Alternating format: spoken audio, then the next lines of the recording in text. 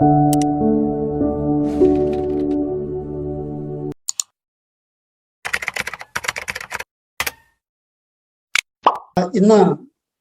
നമ്മൾ വായിച്ചു കേട്ട അല്ലെങ്കിൽ ഇന്നത്തെ നമ്മുടെ വിചിന്തനത്തിന് വേണ്ടി തിരുസഭ തന്നിട്ടുള്ളത് സക്കറിയായുടെ പ്രവചന ഗീതമാണ്.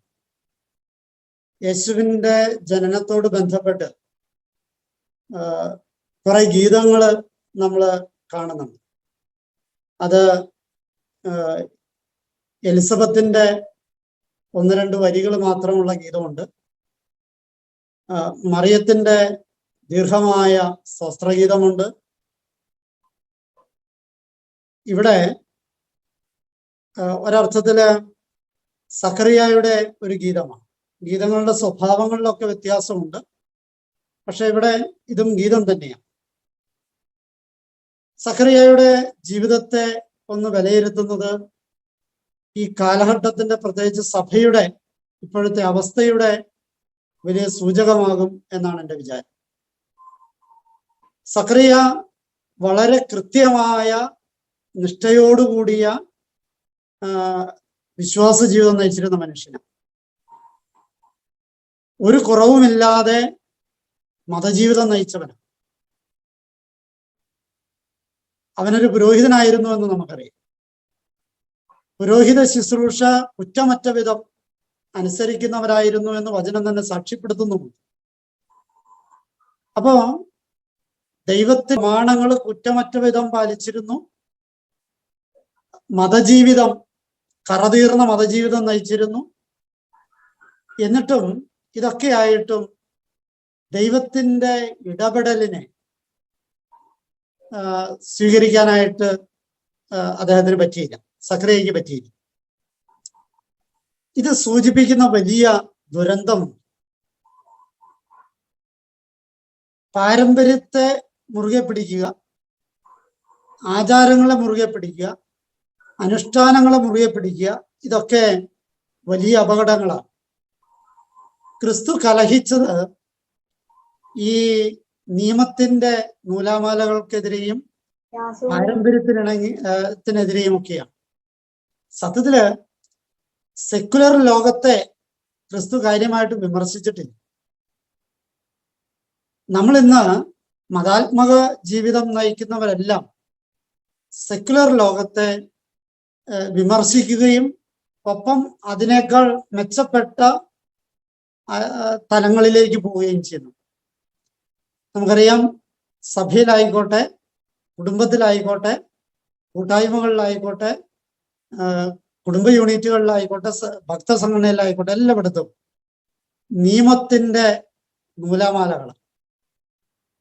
ക്രിസ്തു, നമുക്കറിയാം, ക്രിസ്തു വരുമ്പോൾ യഹൂദർക്ക് ഒരുപാട് നിയമങ്ങളുണ്ട്. ഈ നിയമങ്ങളെയൊക്കെ ലളിതവൽക്കരിച്ച് എന്നാൽ പൂർണ്ണമാക്കി. വള്ളിയും പുള്ളിയും കളഞ്ഞില്ല എന്ന് കൃത്യമായിട്ട് ക്രിസ്തു പറയുന്നു. ഒരു വള്ളിയും പുള്ളിയും മാറ്റമില്ലാതെ ആ നിയമത്തിന്റെ ആത്മാവിനെ മാറ്റിയവനാണ് ക്രിസ്തു. നിയമത്തിന്റെ വള്ളിയും പുള്ളിയിലും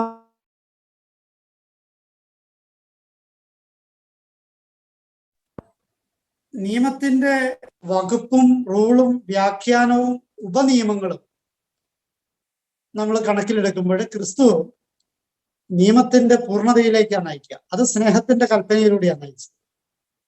ആചാരങ്ങളെല്ലാം ലംഘിക്കപ്പെട്ടവൻ.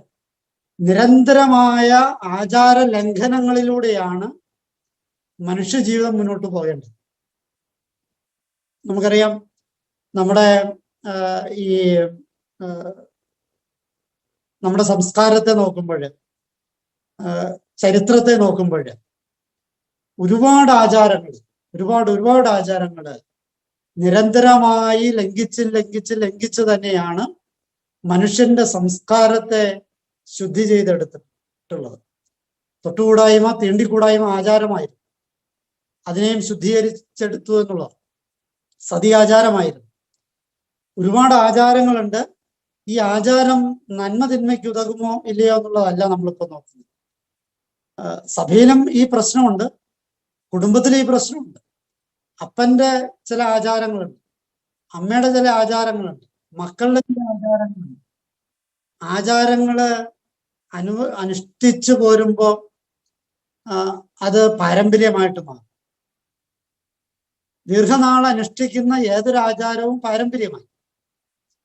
അപ്പൊ ആചാരവും പാരമ്പര്യത്തിനും ഒക്കെ അപ്പുറത്തേക്ക് പോവുക എന്നുള്ളതാണ് ക്രിസ്തുവിന്റെ വരവ് നമ്മളെ ഓർമ്മപ്പെടുന്നത്. സക്രിയ ഈ ആചാരത്തിന്റെ ആളാണ്, പാരമ്പര്യത്തിന്റെ ആളാണ്. സെൻ ബുദ്ധകഥകളില് പറയുന്ന ഒരു കാര്യം, സെൻ ബുദ്ധ കഥകളാണോ എന്ന് എനിക്കറിഞ്ഞൂടാ, അതോ ഈ നമ്മുടെ സ്വാമിമാരുടെ കഥകളാണ്. കഥ ഇതാണ്, കേട്ട് പരിചയിച്ച ഒരു കഥയാണ്. കഥ ഇതാണ്, ഒരു വലിയ ഗുരു തൻ്റെ ശിഷ്യന്മാരോടൊപ്പം ഒരു വീട്ടില് കർമ്മങ്ങൾ ചെയ്യാൻ, വലിയ യാഗമാണ്, ദിവസങ്ങൾ നീണ്ടു നിൽക്കുന്ന യാഗമാണ്. ഈ യാഗത്തിന് അവിടെ ചെന്ന് ആ യാഗം ചെയ്യാനായിട്ടുള്ള ചട്ടവട്ടങ്ങളൊക്കെ ഒരുക്കി കഴിഞ്ഞപ്പോൾ ഒരു പൂച്ച നിരന്തരമായിട്ട് ശല്യം ചെയ്യാം യാഗത്തിൽ. അപ്പോ ഈ പൂച്ച ഒരു തടസ്സമായിട്ട് മാറി. പൂച്ച ആദ്യത്തെ ദിവസം ഈ ഒരുക്കങ്ങളൊക്കെ ചെയ്തു. ഈ ഒരുക്കങ്ങൾക്കൊക്കെ പൂച്ച തടസ്സമാണ്. അപ്പോ പ്രധാന സന്യാസി ഗുരു ശിഷ്യന്മാരോട് പറഞ്ഞു, ആ പൂച്ചയെ നമ്മുടെ യാഗം തുടങ്ങുന്നതിന് മുമ്പ് കെട്ടിയിടണം എന്ന്. ശിഷ്യന്മാര് ഗുരു പറഞ്ഞതനുസരിച്ച് ആ പൂച്ചയെ കഷ്ടപ്പെട്ട് പിടിച്ച് അതിനെ കെട്ടിയിട്ടു. യാഗം നടത്തി.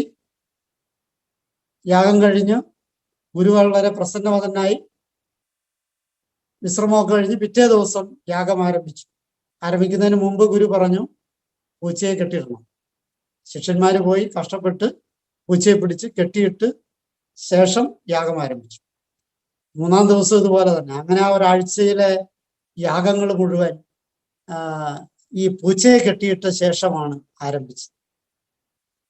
പിന്നീട് ആ യാഗം കഴിഞ്ഞ് ഗുരുവും ശിഷ്യന്മാരും ഒക്കെ തങ്ങളുടെ ആശ്രമത്തിലേക്ക് തിരിച്ചുപോയി.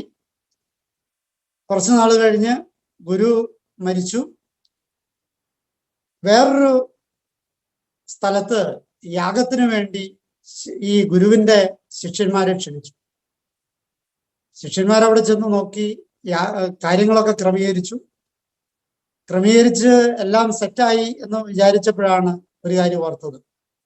ഗുരു യാഗം തുടങ്ങുന്നതിന് മുമ്പ് പൂച്ചയെ കെട്ടിടാറുണ്ടല്ലോ, ഇവിടെ പൂച്ചയില്ലല്ലോ. അതുകൊണ്ട് വീട്ടുകാരനോട് പറഞ്ഞു, ഞങ്ങൾ യാഗം ആരംഭിക്കുന്നതിന് മുമ്പ് പൂച്ചയെ കെട്ടിയിടണം, ഇവിടെ പൂച്ചയുണ്ടെങ്കിൽ പിടിച്ചുകൊണ്ടിരാൻ. അപ്പൊ വീട്ടുകാരൻ പറഞ്ഞു, ഇവിടെ ഞങ്ങൾക്ക് പൂച്ചയില്ല. അപ്പോ ഈ ശിഷ്യൻ പറഞ്ഞു, ഞങ്ങളുടെ ഗുരു കർമ്മം ചെയ്യുന്നതിന് മുമ്പ് പൂച്ചയെ കെട്ടിയിടാറുണ്ടായിരുന്നു, പൂച്ചയെ കെട്ടിയിട്ടാലേ ഫലം കിട്ടുകയുള്ളൂ. അപ്പോ ഈ മനുഷ്യൻ പറഞ്ഞു, പൂച്ചയെ ഞങ്ങൾക്ക് ഭയങ്കര ദേഷ്യം, പൂച്ചയെ ഞങ്ങൾ ഒരു കാരണവശാലും ഈ കോമ്പൗണ്ടിൽ കയറ്റില്ല, ഞങ്ങൾക്ക് അത് അംഗീകരിക്കാൻ പറ്റില്ല. അപ്പോ ഈ വേറൊരു ശിഷ്യൻ പറഞ്ഞു, പൂച്ചയെ കെട്ടാതെ കർമ്മം ആരംഭിച്ചാൽ ഫലം ഉണ്ടാകില്ല, അതിന്റെ ശാസ്ത്രം അങ്ങനെയാണ്. ആ ശാസ്ത്രത്തിന്റെ വിശദാംശങ്ങൾ അദ്ദേഹം വ്യാഖ്യാനിച്ചു. പൂച്ചയില്ലാതെ കർമ്മം തുടങ്ങില്ല എന്നായി. അവസാനം ഗതി കെട്ടിട്ട് ഈ വീട്ടുകാരൻ പോയി എവിടുന്നോ ഒരു പൂച്ചയെ സംഘടിപ്പിച്ചു കൊണ്ടുവന്ന് അതിനെ കെട്ടിയിട്ടിട്ട് കർമ്മം ആരംഭിച്ചു എന്നാ പറയണേ. നമ്മുടെ കുടുംബത്തില്, നമ്മുടെ സീറോ മലബാർ സഭയിൽ ഇപ്പൊ നടന്നുകൊണ്ടിരിക്കുന്നത്, നമ്മുടെ വീടുകളില്, നമ്മുടെ പ്രസ്ഥാനങ്ങളില് എല്ലാം നടക്കുന്ന കാര്യങ്ങള് ഏതൊക്കെയോ കാരണങ്ങൾ കൊണ്ട് എന്തൊക്കെയോ സംഭവിച്ചു. ആ സംഭവിച്ചത് ചെയ്യാതെ കാര്യം ശരിയാകില്ല എന്നുള്ള വാശികൾ. നമ്മള് ഈ തുടങ്ങിയപ്പോൾ ചില ചട്ടവട്ടങ്ങൾ ഉണ്ടാക്കി, ആ ചട്ടവട്ടങ്ങൾ സുഗമമായിട്ടുള്ള പോക്കിന് വേണ്ടിയിട്ട്, ആ സുഗമമായ പോക്കിന് ഈ ചട്ടവട്ടങ്ങൾ തടസ്സമായാൽ ആ ചട്ടവട്ടങ്ങളെ വലിച്ചെറിയണം. നമ്മള് ഈ നവോത്ഥാന പ്രസ്ഥാന നായകന്മാരെയൊക്കെ നമ്മൾ ആദരിക്കുന്നത് എന്തുകൊണ്ടാണ്? അവരൊക്കെ ആ കാലഘട്ടത്തില് ഒരു പ്രശ്നമില്ലാത്ത വലിയ നേതാക്കന്മാരായിരുന്നു കൊണ്ടല്ല, നിരന്തരമായ ആചാര ലംഘനങ്ങളിലൂടെ ജനത്തിന്റെ കല്ലേറും ജനത്തിന്റെ പീഡനങ്ങളും ഒക്കെ ഏറ്റവരാ. പ്രത്യേകിച്ച്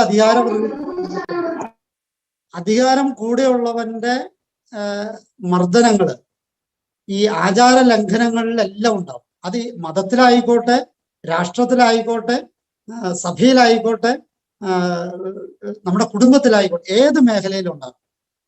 പ്രിയപ്പെട്ടവരെ, ഈ സക്രിയയുടെ ജീവിതം ഇങ്ങനെ കൃത്യതയോടുകൂടി നൂല് പിടിച്ച ഒരു ജീവിതമായിരുന്നു. പക്ഷെ ജീവിതത്തിന് ഒരു കുഴപ്പമുണ്ട്. ആചാരബന്ധിയായ ജീവിതത്തിന് ഒരു കുഴപ്പമുണ്ട്. പാരമ്പര്യത്തിന് ഒത്തുപോകുന്ന ജീവിതത്തിന് ഒരു കുഴപ്പമുണ്ട്. അത് ക്രിയാത്മകമാകില്ല. ഈ നിയമത്തിന് അപ്പുറമുള്ളത് ഒന്നും യോജിക്കാൻ പറ്റില്ല, അംഗീകരിക്കാൻ പറ്റില്ല.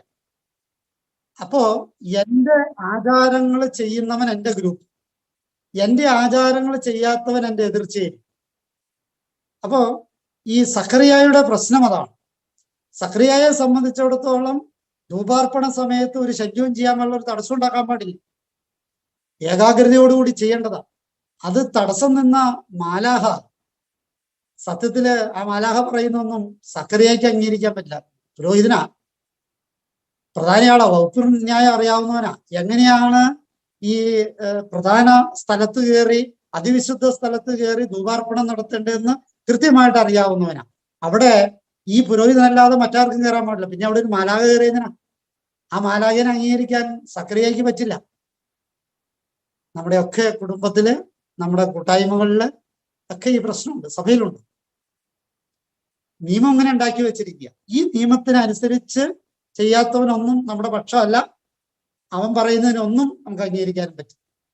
ഇത് ക്രിസ്തുവിന്റെ വെളിപാടിന് നേരെയുള്ള ഈ മരണമണിയ, അല്ലെങ്കിൽ വാതിലടയ്ക്കല. ക്രിസ്തുവിന്റെ വെളിപാടിന് നേരെയുള്ള വാതിലടയ്ക്കൽ.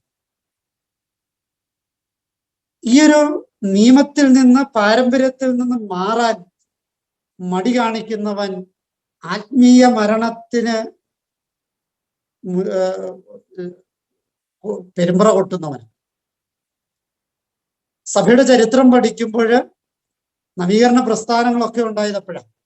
ആചാരങ്ങൾക്കപ്പുറമുള്ള ദൈവിക വെളിപാടിന് കാതോർക്കുമ്പോഴാണ് ഈ ക്രിയാത്മകത ഉണ്ടാകുകയുള്ളൂ, നവീകരണം ഉണ്ടാകുകയുള്ളൂ. അപ്പോ ഈ സക്കറിയ എന്ന് പറയുന്ന മനുഷ്യൻ ക്രിയാത്മകതയ്ക്ക് പറഞ്ഞിരുന്നവനാണ്. മരണത്തിന് അല്ലെങ്കിൽ ആത്മീയ ഉണർവിന് മനസ്സമ്മതം കൊടുത്തവനാണ്. അപ്പോ അങ്ങനെ വരുമ്പോൾ നമ്മൾ ഈ വചന വായനയുടെ ശുശ്രൂഷയിൽ ഏർപ്പെട്ടിരിക്കുമ്പോൾ ആചാരബന്ധിയായ കാര്യങ്ങൾ, ഇന്നലെയും മിനിഞ്ഞാന്നും അതിക്ക് മുമ്പും കുറെ നാളുകളായിട്ട് നമ്മുടെ ഗ്രൂപ്പിൽ ഇങ്ങനെയാണ്. അല്ലെങ്കിൽ നമ്മുടെ ഗ്രൂപ്പിൽ എല്ലാ ആഴ്ചയിലും ഇന്ന സമയം ഇന്ന ആൾക്ക് വായിക്കാനുള്ളതാണ്. അപ്പൊ ആള് പറയാണ്, എനിക്ക് ഇത്തിരി ബുദ്ധിമുട്ടുണ്ട്, അന്നത്തെ ആ സമയം എനിക്ക് പറ്റില്ല, അത് പറ്റില്ല, ഈ സമയം നിങ്ങൾക്ക് അലോട്ട് ചെയ്തേക്കണം, ഈ സമയത്ത് തന്നെയാണ് പാരമ്പര്യമായിട്ട് നമ്മൾ ചെയ്തുകൊണ്ടിരിക്കുന്നത്. ഇത് ക്രിയാത്മകതയുടെ നാശമാണ്. അതിന്റെ ഇത്തിരി കട്ടി കൂടിയ ഭാഷയിൽ പറഞ്ഞാല് ആത്മീയ മരണത്തിന്റെ മനസ്സമ്മതം പറയുന്നയാളും കേൾക്കുന്നയാളും. അപ്പൊ സക്രിയയുടെ മൗനം ഈ മരണത്തിനുള്ള ശിക്ഷയാണ്. ഏത് മരണത്തിന്? ക്രിയാത്മകതയ്ക്ക് എതിരായുള്ള, ജീവനെതിരായുള്ള, നവീകരണത്തിനെതിരായുള്ള, ദൈവത്തിന്റെ പ്രത്യേകമായ ഇടപെടലിനെതിരായുള്ള, ദൈവത്തിന്റെ പദ്ധതി അല്ല മനുഷ്യന്റെ നിയമമാണ് വലുത് എന്നുള്ള ചിന്തകളുള്ള എല്ലാവർക്കും എതിരെയുള്ള താക്കീതാണ് സക്രിയയുടെ മൗനം. ആ മൗനത്തെ ഭജിച്ചത് എപ്പോഴാണ്? മനുഷ്യന്റെ നിയമങ്ങൾക്കപ്പുറമാണ്, സഭയുടെ നിയമങ്ങൾക്കപ്പുറമാണ്, കുടുംബത്തിന്റെ പാരമ്പര്യത്തിനപ്പുറമാണ്, ഗ്രൂപ്പിന്റെ പഴയകാല നിയമങ്ങൾക്കപ്പുറമാണ്, ആചാരത്തിനപ്പുറമാണ് ദൈവത്തിന്റെ ഇടപെടല് എന്നുള്ള ബോധ്യം അവനിൽ ഉരുവായ നിമിഷമാണ് അവന് വായ തുറക്കാൻ പറ്റിയത്. ആ വാ തുറക്കല് അതുവരെയുള്ള സകല ആചാരങ്ങളെയും സകല നിയമങ്ങളെയും ലംഘിച്ചുള്ള ഒരു പ്രവചന ഗീതമാണ് അവൻ നടത്തുക. ഇവൻ ഇനി ആരായിത്തീരുമെന്ന്. ഈ സക്കറിയയുടെ വാക്കുകള് നമ്മുടെ ജീവിതത്തിൽ അനുഭവവേദ്യമാകണം എന്നാണ് ഈ പറഞ്ഞു വന്നതിന്റെ മുഴുവൻ പൊരുൾ. വചന വായന നടത്തുന്ന നമ്മള് ആചാരം എങ്ങനെയാണ്, നിയമം എങ്ങനെയാണ്, നമ്മൾ പതിവായിട്ട് ഇങ്ങനെ ചെയ്യണം. എന്നൊന്നും പറഞ്ഞാൽ ഒരു കാരണവശാലും പറയാൻ പറ്റില്ല. എപ്പോഴും മനുഷ്യന്റെ സൗകര്യത്തിനനുസരിച്ച്, ദൈവത്തിന്റെ ഹിതത്തിനനുസരിച്ച്. രണ്ട് കാര്യങ്ങളാണ് പ്രധാനം: മനുഷ്യന്റെ നന്മയും ദൈവത്തിന്റെ മഹത്വവും. മനുഷ്യന്റെ നന്മയും ദൈവത്തിന്റെ മഹത്വവും. ഏതൊരു നിയമവും, ഏതൊരു ആചാരവും, ഏതൊരു പാരമ്പര്യവും, ഈ രണ്ട് കാര്യങ്ങളില് അമ്ലപരിശോധന നടത്തേണ്ടത്. മനുഷ്യന്റെ നന്മ അതുകൊണ്ടുണ്ടാകും, ദൈവത്തിന്റെ ഹിതം അതുകൊണ്ടുണ്ടാകും. ദൈവത്തിന്റെ ഹിതമാണെങ്കിൽ, മനുഷ്യന്റെ നന്മയാണെങ്കിൽ, അത് ഒരുത്തന്റെ നന്മയല്ല, ഒരാളുടെ നന്മയല്ല, മനുഷ്യകുലത്തിന്റെ പൊതു നന്മ. ഒരിക്കലും പ്രൈവറ്റ് നന്മയെ നമ്മള് ക്രിസ്തുവിന്റെ നന്മയായിട്ട് എടുക്കാൻ പറ്റില്ല. ക്രിസ്തു എപ്പോഴും പൊതു നന്മയാണ് ഉദ്ദേശിക്കുന്നത്. അപ്പൊ പൊതു നന്മയ്ക്ക് ഉതകുന്നതും ദൈവഹിതത്തിന് ഉതകുന്നതുമാണോ നമ്മുടെ ആചാരങ്ങള്, നമ്മുടെ പാരമ്പര്യങ്ങള്, നമ്മുടെ ശൈലികള്, നമ്മുടെ വാക്കുകൾ എന്നൊക്കെയാണ്. ഇനി അപ്പൊ ചുരുക്കി പറഞ്ഞാല്, ഈ വചന വായനയില്, ഈ ശുശ്രൂഷയിൽ ഏർപ്പെട്ടിരിക്കുന്ന നമുക്ക് എല്ലാവർക്കും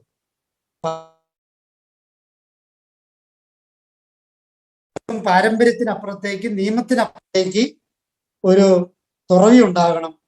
മനുഷ്യന്റെ നന്മയ്ക്ക് നേരെയുള്ള തുറവി, ദൈവത്തിന്റെ ഹിതത്തിനുള്ള തുറവി. ഈ രണ്ട് തുറവി ഉണ്ടാകുമ്പോൾ നവീകരണം ഉണ്ടാകും, ക്രിയാത്മകത ഉണ്ടാകും, സൃഷ്ടി ഉണ്ടാകും, വളർച്ചയുണ്ടാകും, സമാധാനം ഉണ്ടാകും. ഏതൊക്കെ ഉണ്ടാകുമോ അതെല്ലാം ഉണ്ടാകും. അത് ഏതൊക്കെ ഉണ്ടാകുമെന്ന് ഒരു 8 കാര്യങ്ങളിലൂടെ ഇന്നത്തെ വചനം നമ്മളെ പഠിപ്പിക്കുന്നുണ്ട്. ആ 8 കാര്യങ്ങൾ ഒന്ന് ഓടിച്ച് പറഞ്ഞ് അവസാനിപ്പിക്കാമെന്ന് വിചാരിക്കും. രക്ഷയുടെ 8 അടയാളങ്ങൾ ഇന്നത്തെ വചനത്തില് നമ്മുടെ മുമ്പിൽ അവതരിപ്പിക്കുന്നു. വചന വായനയിലൂടെ കടന്നു പോകുന്ന നമ്മള് സഖറിയായുടെ ഈ മാറ്റത്തിലേക്ക് വന്നിട്ടുണ്ടെങ്കിൽ, സഖറിയ ആചാരബന്ധിയായി, നിയമബന്ധിയായി, മതപരമായി ഉള്ള ജീവിതത്തിനപ്പുറത്തേക്ക് ഒരു വെളിപാടിൽ എത്തിക്കഴിഞ്ഞപ്പോൾ, ദൈവവചനത്തിന് വിധേയപ്പെട്ട് കഴിഞ്ഞപ്പോൾ, കൃത്യമായി പറഞ്ഞാല് നമ്മുടെ ഭാഷയിൽ, നമ്മുടെ വചന വായനക്കാരുടെ ഭാഷയിൽ പറഞ്ഞാല്, ദൈവഹിതത്തിന്റെ വിധേയത്വത്തിലേക്ക് പോയി കഴിഞ്ഞപ്പോൾ അനുഭവവേദ്യമായി.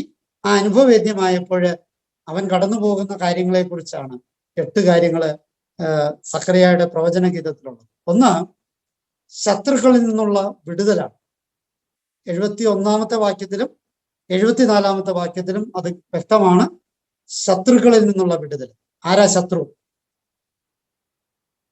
ശത്രു എന്ന് പറയുന്നത് എന്റെ മനസ്സിനിണങ്ങാത്തവനല്ല എന്റെ ശത്രു, മറിച്ച് എന്റെ നന്മയെ നശിപ്പിക്കുന്നവനാണ്, എന്റെ ആത്മാവിനെ നശിപ്പിക്കുന്നവനാണ് ശത്രു. അതുകൊണ്ടാണ് ക്രിസ്തു കൃത്യമായിട്ട് പറഞ്ഞത്, എന്നെ നശിപ്പിക്കുന്നവനല്ല, എന്റെ ആത്മാവിനെ നശിപ്പിക്കുന്നു. അതുകൊണ്ടാണ് നീ ഭയപ്പെടേണ്ട എന്ന് പലവട്ടം ആവർത്തിച്ച് പറഞ്ഞ ക്രിസ്തു നീ ഭയപ്പെടണമെന്ന് പറഞ്ഞു. ആരെ? നിന്നെ നരകത്തിന് ഇരയാക്കുവാൻ കഴിവുള്ളവനെ ഭയപ്പെടുക.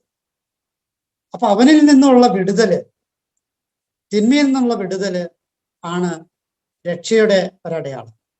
ഈ വചനവായന ആരംഭിച്ചിട്ട് എൻ്റെ ജീവിതത്തില് ഏതെങ്കിലും തിന്മയുടെ ശീലങ്ങളിൽ നിന്ന്, തിന്മയുടെ ബന്ധനങ്ങളിൽ നിന്ന്, തിന്മയുടെ ശൈലികളിൽ നിന്ന്, തിന്മയുടെ സംഭാഷണ രീതികളിൽ നിന്ന്, തിന്മയുടെ പദപ്രയോഗങ്ങളിൽ നിന്ന് ഒരു കടുക് ഇടയെങ്കിലും മാറാൻ പറ്റിയോ?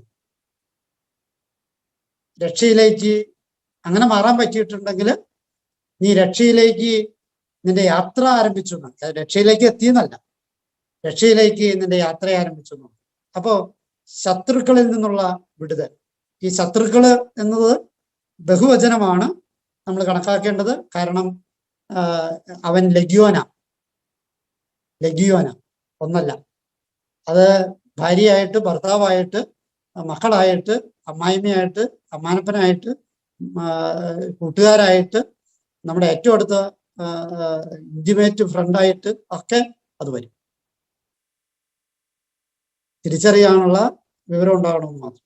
അപ്പൊ ഒന്നാമത്തെ കാര്യം, ശത്രുക്കളിൽ നിന്ന്, ലഗിയോനിൽ നിന്ന് ഉള്ള മോചനമാണ്. ലഗിയോനെ തിരിച്ചറിയാൻ പറ്റും. 2, ദൈവത്തിൽ നിന്നും കരുണ ലഭിക്കുക എന്നുള്ള 72-ാമത്തെ വാക്യത്തിൽ നമ്മളത് വായിക്കുന്നുണ്ട്. വാഗ്ദാനം ചെയ്ത കാരുണ്യം നിവർത്തിയാക്കാൻ, ദൈവത്തിന്റെ കാരുണ്യം അനുഭവിക്കാം. എന്താണ് കാരുണ്യം? ഞാൻ കുറെ നേരം ഇരുന്ന് പ്രാർത്ഥിച്ചു, അതുകൊണ്ട് എനിക്ക് ഇന്ന് തന്നെ ദൈവമേ എന്ന് പറഞ്ഞ് ഒരനുഗ്രഹം മേടിക്കുമ്പോൾ അത് കച്ചവടമാണ്, കാരുണ്യമല്ല. ഞാൻ വചനവായന നടത്തുന്നുണ്ട്, വചനം 1 മണിക്കൂർ വായിക്കുന്നുണ്ട്. ഞാനിതിന്റെ ഹോസ്റ്റാണ്, ഞാനിതിന്റെ കോ ഹോസ്റ്റാണ്.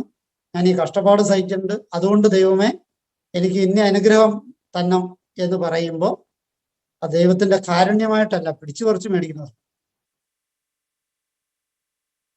അങ്ങനെ കിട്ടും, ദൈവം തരാനും തയ്യാറാ, പക്ഷെ അത് കാരുണ്യമല്ല. അത് കിട്ടിയത് കൊണ്ട് നീ രക്ഷയിലേക്ക് എത്തിയതെന്ന് പറയാനും പറ്റില്ല. നിന്റെ യോഗ്യതയ്ക്ക് അനുസൃതമല്ലാത്ത അനുഗ്രഹങ്ങള് നിനക്ക് കിട്ടിയെന്ന് ബോധ്യം വരുന്ന സമയത്താണ് നിനക്ക് കാരുണ്യം ഉണ്ട് എന്ന് പറയാൻ സാധിക്കും. ഋണബാധ്യതകളാണ് മനുഷ്യനെ നന്ദിയുള്ളവനാക്കുക. കടബാധ്യതകളെ കുറിച്ചുള്ള ഓർമ്മ വേണം. കൊടുത്തു വീട്ടാൻ പറ്റാത്ത അത്രയും മധ്യത്തിലാണ് നമ്മുടെ ജീവിതം എന്നുള്ള തിരിച്ചറിവിലാണ് ഈ ലോകത്തോടും ഈ ഭൂമിയോടും ചവിട്ടിപ്പോകുന്ന മണ്ണിനോടും പുല്ലിനോടും കടമയുള്ളവരായിട്ട് ജീവിക്കും. അമ്മയുടെ മുലപ്പാലിന് കണക്ക് പറഞ്ഞത് കടം തീർക്കാൻ പറ്റും, ഋണബാധ്യതകൾ തീർക്കാൻ പറ്റില്ലെന്നുള്ള തിരിച്ചറിവ്. എൻ്റെ ശവടക്കിന് എൻ്റെ ശവമടക്കിയ പെട്ടിവെച്ച കുഴിയിലേക്ക് അവസാനപ്പിടി മണ്ണിടുന്ന മനുഷ്യനോടുള്ള കടമ, അതിന്റെ കടം ഞാൻ എങ്ങനെയാ വീട്ടണേ? ഈ ലോകത്തില് ഒരു കടങ്ങളും വീട്ടാൻ പറ്റില്ല. എൻ്റെ ഒരു ഗുരു പണ്ട് ചോദിച്ചൊരു ചോദ്യമുണ്ട്, നീ ഗർഭത്തിലായിരുന്നപ്പോൾ നിന്റെ അമ്മ ഉദരത്തിൽ ചുമന്നുകൊണ്ട് ഒരു സ്റ്റെപ്പ് കയറിയതിന്റെ കടം വീട്ടാനായിട്ട് നിനക്ക് പറ്റും? അതിന്ന് മറച്ചു കൊടുക്കാൻ പറ്റുമോ? നിനക്ക് പറ്റില്ല. ലോകത്തില് ഒരുപാട് കാര്യങ്ങൾക്ക് കടപ്പെട്ടവരാണ് എന്ന തിരിച്ചറിവ് നമുക്ക് ഇല്ലാതെ പോകുമ്പോൾ അവകാശങ്ങളായിട്ട് മാറും, കടമകൾ മറക്കും, കാരുണ്യങ്ങൾ മറക്കും, നന്ദിയില്ലാത്തവരായിട്ട് മാറും. അപ്പൊ കാരുണ്യത്തെ മനസ്സിലാക്കണമെങ്കിൽ ആദ്യം നന്ദിയുള്ള മനസ്സുണ്ടാകണം. അതുകൊണ്ടാണ് ഗുരുക്കന്മാരെ കുറിച്ച് പറയുക. എന്തുകൊണ്ടാണ് ഗുരു ചെരുപ്പിടാത്തത്? ഗുരു പറഞ്ഞു, മോനെ, ഞാൻ ചവിട്ടി നടന്നു പോകുമ്പോൾ ഈ പുല്ലുനാമ്പുകൾക്ക് ജീവനുണ്ട്. ഈ പുൽനാമ്പുകളെ ഞാൻ ചവിട്ടുമ്പോൾ ആ പുൽനാമ്പുകൾക്കിടയിൽ പുഴുക്കൾ ഉണ്ടാകും. ആ പുഴുക്കൾക്ക് ജീവനുണ്ട്, ജീവിക്കാൻ അവകാശമുണ്ട്. ഞാൻ ചെരുപ്പിട്ട് ചവിട്ടുമ്പോൾ ഈ പുൽനാമ്പുകളും ആ പുൽനാമ്പുകളുടെ ഇടയിലും ആ പുൽനാമ്പുകളിലും ഒക്കെ ജീവിക്കുന്ന പുഴുക്കൾ ഉൾപ്പെടെ ചാകാൻ സാധ്യതയുണ്ട്. ഞാൻ ചെരുപ്പില്ലാതെ നടക്കുന്നത് കൊണ്ട് എനിക്ക് ബുദ്ധിമുട്ടാണ്. പക്ഷേ ഈ പുല്ലിനോടും ഈ പുഴുവിനോടുമുള്ള എൻ്റെ നന്ദി കൊണ്ടാണ് ഞാൻ വിനീതനാകുന്നത്, ചെരുപ്പില്ലാതെ നടക്കുന്നത്, ആ പുല്ലിനും പുഴുവിനും വേദനയില്ലാതെ നടന്നു പോകുന്നത്. അതുകൊണ്ട് ഈ പുല്ലിന് താഴെ ഒരു മുള്ള് ആ പുല്ല് ഒളിപ്പിച്ചു വെച്ചിട്ടുണ്ടെങ്കിലോ എൻ്റെ പാദങ്ങൾക്ക് അത് വേദനയാകും.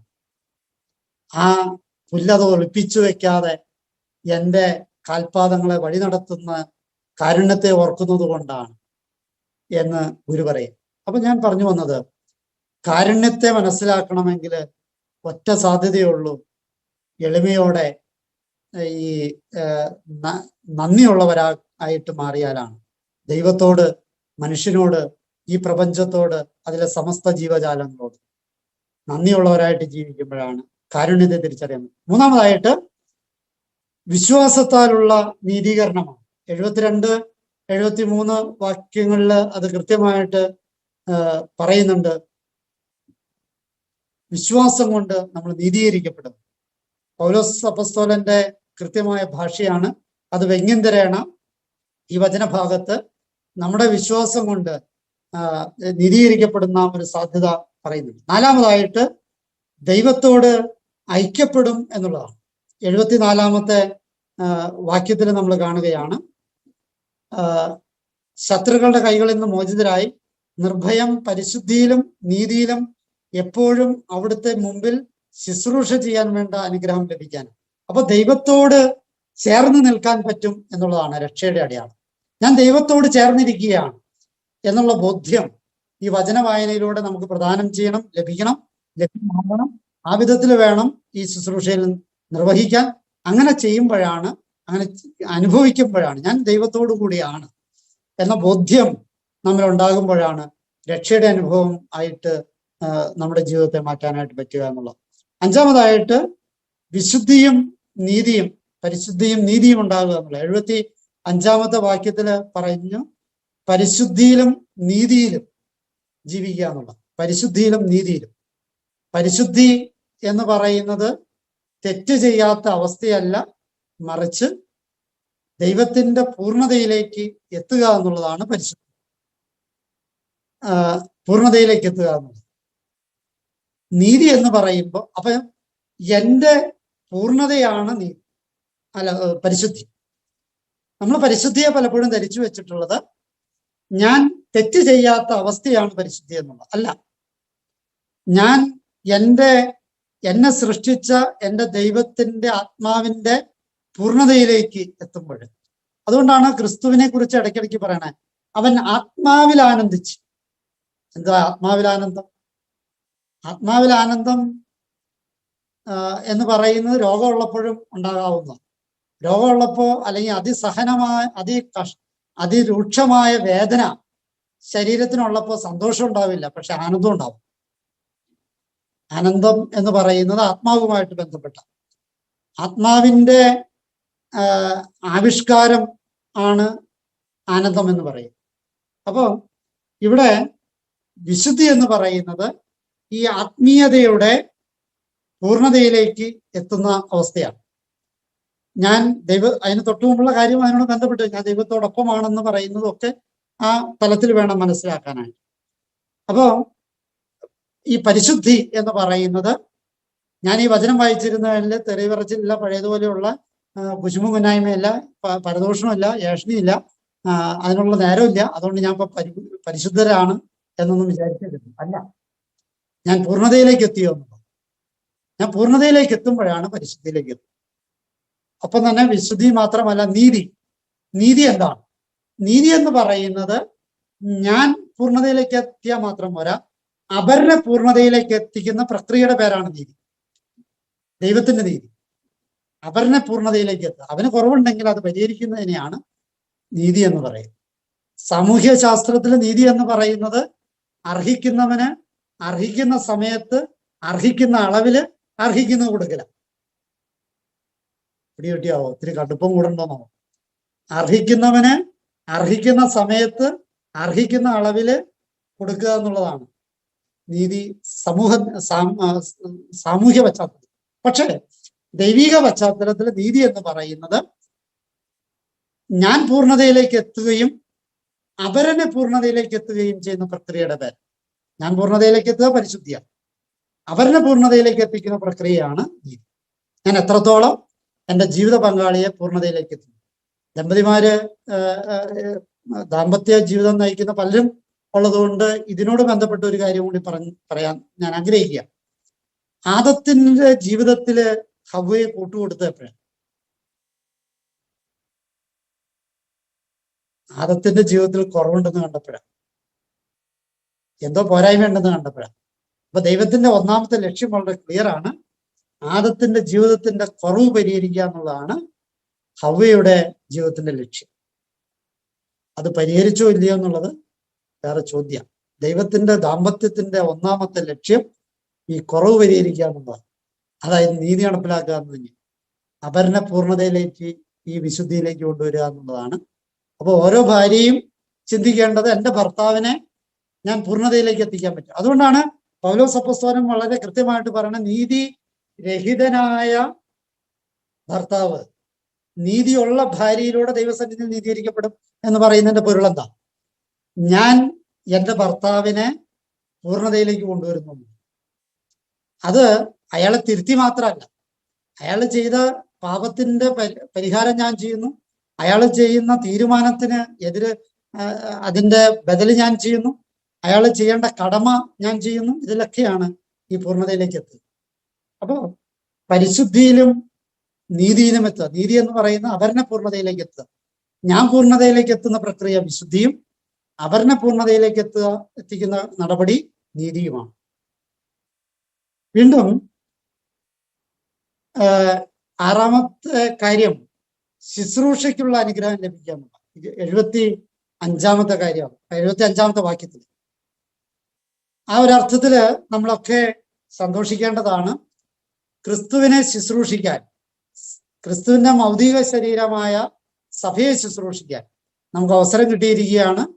ഈ അവസരം രക്ഷയുടെ അടയാളമാണ്. ആറാമത്തെ അടയാളമാണ് ശുശ്രൂഷ കിട്ടുക. ഒരു ശുശ്രൂഷയും ലഭിക്കാത്തവൻ രക്ഷയിലേക്ക് എത്തിയിട്ടില്ലെന്നാണ്. ഒരു ശുശ്രൂഷയും ലഭിക്കാത്തവൻ രക്ഷയിലേക്ക് എത്തിയിട്ടില്ല. ശുശ്രൂഷ ലഭിക്കുക എന്നുള്ളത്, ശുശ്രൂഷ ചെയ്യാനുള്ള അവസരം ഉണ്ടാകുക എന്നുള്ളത് രക്ഷയുടെ അടയാളമാണ്. വെറുതെ ഒരു തമാശ ഇങ്ങനെ ചിന്തിച്ചേ. ഒടുവിലത്തെ അത്താഴവേളയില് ഈശോ കാല് കഴുകുക. പത്രോസ് പറയുകയാണ്, നീ എൻ്റെ കാല് കഴുകരുത്. ക്രിസ്തു എന്താ പറഞ്ഞേ? നിന്റെ കാല് കഴുകാൻ നീ എനിക്ക് അനുവാദം തന്നില്ലെങ്കിൽ നിനക്ക് എന്നോട് പങ്കുണ്ടാകില്ല. ശുശ്രൂഷയുടെ അവസരമാണ് രക്ഷയുടെ അടയാളം. ശുശ്രൂഷയുടെ അവസരമാണ് രക്ഷയുടെ അടയാളം. അപ്പൊ അങ്ങനെയാണെങ്കിൽ എത്രത്തോളം കഷ്ടപ്പെട്ട് ശുശ്രൂഷ ചെയ്യണോ അത്രത്തോളം രക്ഷയിലേക്ക് അടുക്കുമെന്ന് സാരം. എത്രത്തോളം കഷ്ടപ്പെട്ട് ശുശ്രൂഷ ചെയ്യുന്നുവോ അത്രത്തോളം രക്ഷയിലേക്ക് അടുക്കും. എത്രത്തോളം സുഖിച്ച് ശുശ്രൂഷ ചെയ്യുന്നുവോ അത്രത്തോളം രക്ഷയിൽ നിന്ന് അകലും എന്നർത്ഥം. എത്രത്തോളം ശുശ്രൂഷ ഇല്ലാണ്ടിരിക്കണോ അത്രത്തോളം രക്ഷ ഇല്ലെന്നർത്ഥം. കടുപ്പാവുണ്ടാവും. ഏഴാമത്തെ കാര്യം പ്രകാശവും സമാധാനവും ഉണ്ടാകുന്ന 79-ാമത്തെ വാക്യത്തിൽ പറയാണ്, ഇരുളിലും മരണത്തിന്റെ നിഴലിലും ഇരിക്കുന്നവർക്ക് പ്രകാശം വീശും. അപ്പൊ രക്ഷയിലേക്ക് വന്നവന്റെ അടയാളം എന്താ? അവനെപ്പോഴും പ്രകാശവും സമാധാനവും കൊടുക്കുന്നതാണ്. സമാധാനവും പ്രകാശവും കൊടുക്കുന്ന, അവരന് പ്രകാശം കൊടുക്കാൻ പറ്റും. അവരന് പ്രകാശം കൊടുക്കാൻ പറ്റും. അവരെന്റെ ജീവിതത്തെ പ്രകാശിപ്പിക്കാൻ പറ്റുന്നു. പ്രകാശിപ്പിക്കുക എന്ന് വെച്ചാല് അവരെന്റെ ജീവിതത്തിന് വെളിച്ചം കൊടുക്കുക, അവരെന്റെ ജീവിതത്തെ വെളിച്ചത്തിലേക്ക് കൊണ്ടുവരിക എന്നുള്ളത്. വെളിച്ചത്തിലേക്ക് കൊണ്ടുവരിക എന്ന് വെച്ചാൽ 4 പേര് കാണിക്കണമെന്നർത്ഥം. ശ്രദ്ധിച്ച് വീക്ഷിച്ചാൽ യേശുവിന്റെ സിമ്പിൾ വളരെ ആഴമുള്ളത്. പ്രകാശത്തെ കാണാൻ പറ്റും, പ്രകാശത്തെ കാണാൻ പറ്റില്ല. പ്രകാശത്തിൽ പലതും കാണാം. പ്രകാശത്തിൽ പലതും കാണാൻ പറ്റുമ്പോൾ നമ്മൾ പറയും പ്രകാശം. ക്ലിയർ ആയോ? ആവും. പ്രകാശത്തെ കാണാൻ പറ്റില്ല. പ്രകാശത്തിൽ പലതും കാണുമ്പോൾ നമ്മൾ പറയും പ്രകാശം. അപ്പം ഞാൻ പ്രകാശമാകേണ്ടവനാണ്. രക്ഷയിലേക്ക് വന്നവൻ പ്രകാശമാകണം. അതിന്റെ അർത്ഥം അവന്റെ ജീവിതത്തെ കാണിക്കാന്നുള്ളതല്ല, അവരന്റെ ജീവിതത്തെ പ്രകാശിപ്പിക്കണം. പ്രകാശം അതിൽ പ്രകാശമല്ല, ആ പ്രകാശം കൊണ്ട് അവരന്റെ ജീവിതമാണ് വെളിവാക്കപ്പെടേണ്ടത്. അപ്പോൾ ഞാനൊരു ശുശ്രൂഷയിലേക്ക് വന്നവനാണെങ്കിൽ എൻ്റെ പേര് നിങ്ങൾ ശ്രദ്ധിച്ചു വീക്ഷിച്ചാലേ കാണാം. ഞാൻ കുരുത്തക്കേടാ പറയണേ. ആ കുരുത്തക്കേടാണെന്ന് പറഞ്ഞിട്ട് ഇത് പറയണത് എന്നാന്ന് വെച്ചാല് മുൻകൂർ ജാമ്യമാണ്. ശിക്ഷയുടെ കാലാവധി ഇളച്ചു കിട്ടാൻ വേണ്ടിയിട്ട് പറയണത്. നമ്മുടെ ഒരുപാട് ധ്യാന കേന്ദ്രങ്ങളും ആദ്യം നമ്മള് ധ്യാനത്തിന്റെ ചരിത്രം പഠിക്കുമ്പോൾ തമാശയാണ്. വീടാന്തരം കയറി ഇറങ്ങി ധ്യാനിപ്പിച്ചു. അത് കഴിഞ്ഞിട്ട് ഇടവകൾ തോറും കയറി ഇറങ്ങി ധ്യാനിപ്പിച്ചു. അതിനുശേഷം ധ്യാന കേന്ദ്രങ്ങൾ തുടങ്ങി അവിടെ വർദ്ധിപ്പിച്ച് ധ്യാനിപ്പിച്ചു. അതും പറ്റാഞ്ഞിട്ട് നമ്മള് കൺവെൻഷനുകൾ നടത്താൻ തുടങ്ങി. അതും പറ്റാണ്ടായി ഇപ്പൊ കർത്താവ് ഒക്കെ പൂട്ടിച്ചു.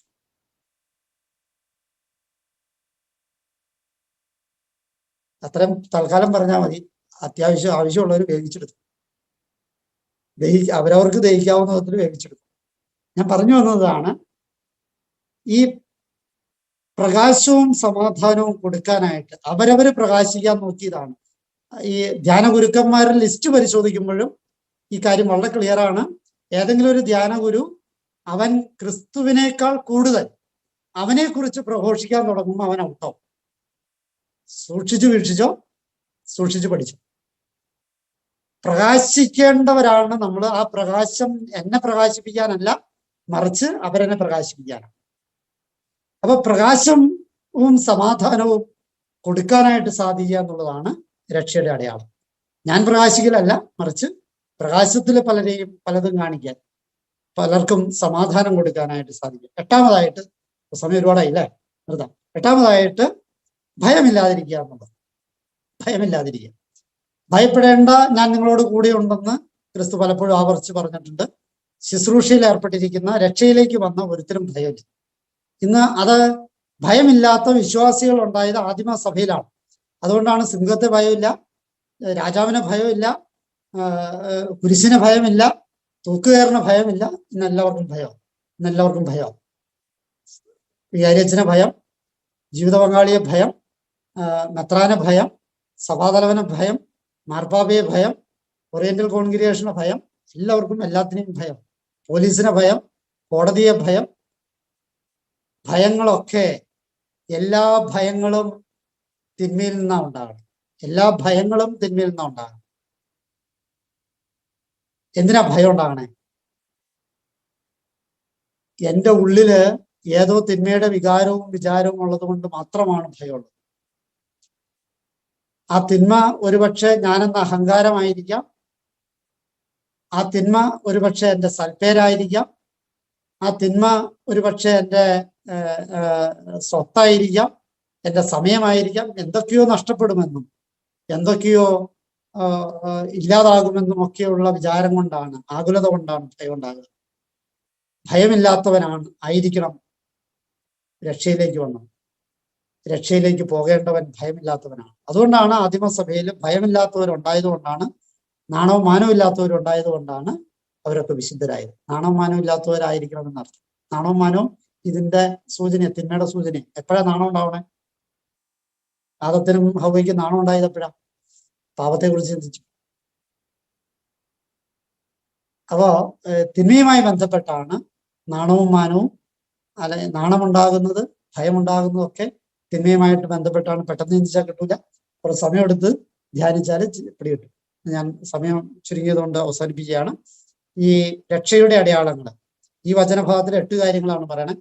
8-ൽ കൂടുതൽ ഒന്നുകൂടെ വിശകലനം ചെയ്താൽ കിട്ടും. എൻ്റെ ബുദ്ധിക്ക്, എൻ്റെ ദൈവത്തോട് പ്രാർത്ഥിച്ചപ്പോൾ എനിക്ക് ദൈവം വെളിപ്പെടുത്തി തന്ന 8 കാര്യങ്ങളാണ് ഞാൻ നിങ്ങളുമായിട്ട് പങ്കുവെച്ചത്. ഇതിൻ്റെയൊക്കെ അംശങ്ങൾ മുഴുവനായിട്ടൊന്നും നമുക്ക് പറ്റില്ല, എങ്കിലും ഇതിൻ്റെയൊക്കെ അംശങ്ങൾ എനിക്കും നിങ്ങൾക്കും നേടാൻ സാധിക്കട്ടെ. അതിലൂടെ രക്ഷയുടെ അനുഭവത്തിലൂടെ പോകാനായിട്ട് ഈ ശുശ്രൂഷയിലൂടെ നമുക്ക് സാധിക്കട്ടെ എന്ന് ആശംസിക്കുന്നു. അർപ്പിക്കുന്ന റെജീന ടീച്ചർ എന്നും പുതിയ പുതിയ വ്യത്യസ്തമായ ചിന്തകളുമായിട്ടാണ് അച്ഛൻ നമ്മുടെ കുടുംബത്തിലേക്ക് കടന്നു വരാറുള്ളത്. ഏറെ തീഷ്ണതയോടെ കാതു കൂർപ്പിച്ച് അച്ഛന്റെ ആ ചിന്തകള് കേൾക്കാറുണ്ട്. അച്ഛൻ ഇന്ന് പറഞ്ഞ കാര്യങ്ങളിൽ ചിലതൊക്കെ എന്നെ സംബന്ധിച്ചിടത്തോളം ഓവർഡോസ് ആയിരുന്നു, കുറച്ചൊക്കെ മനസ്സിലായി. എങ്കിലും എൻ്റെ ഈ എളിയ മനസ്സിൽ എനിക്ക് ബോധ്യപ്പെട്ട ഒരു കാര്യം എന്താന്ന് വെച്ച് കഴിഞ്ഞാല്, ആചാരങ്ങൾ, അത് ഞാൻ കുറെ കാലമായിട്ട്, അതായത് ഈ പ്രശ്നങ്ങളൊക്കെ തുടങ്ങി ഓരോ വിശുദ്ധ കുർബാനയിലും പ്രാർത്ഥിക്കുമ്പോൾ എൻ്റെ മനസ്സിലേക്ക് കടന്നു വരാറുള്ള ഒരു ചിന്തയാണ് അച്ഛൻ ഇന്ന് ഇവിടെ പറഞ്ഞപ്പോ എനിക്കൊരു സമാധാനമായി. കാരണം ആചാരങ്ങളിലും അനുഷ്ഠാനങ്ങളിലും അധിഷ്ഠിതമല്ല കാര്യങ്ങള്.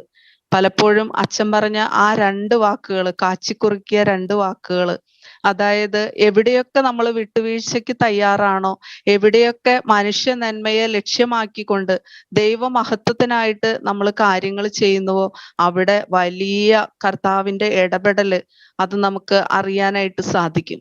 എപ്പോഴും നമ്മൾ നിയമങ്ങളുടെയും പാരമ്പര്യങ്ങളുടെയും ഒക്കെ പുറകെ പോകുന്നവരാണ്. പക്ഷെ എങ്കിൽ പോലും ജീവിതത്തിന്റെ നഗ്ന യാഥാർത്ഥ്യങ്ങൾക്ക് മുൻപിൽ ചിലപ്പോൾ ഇതൊന്നും വില പോവില്ല.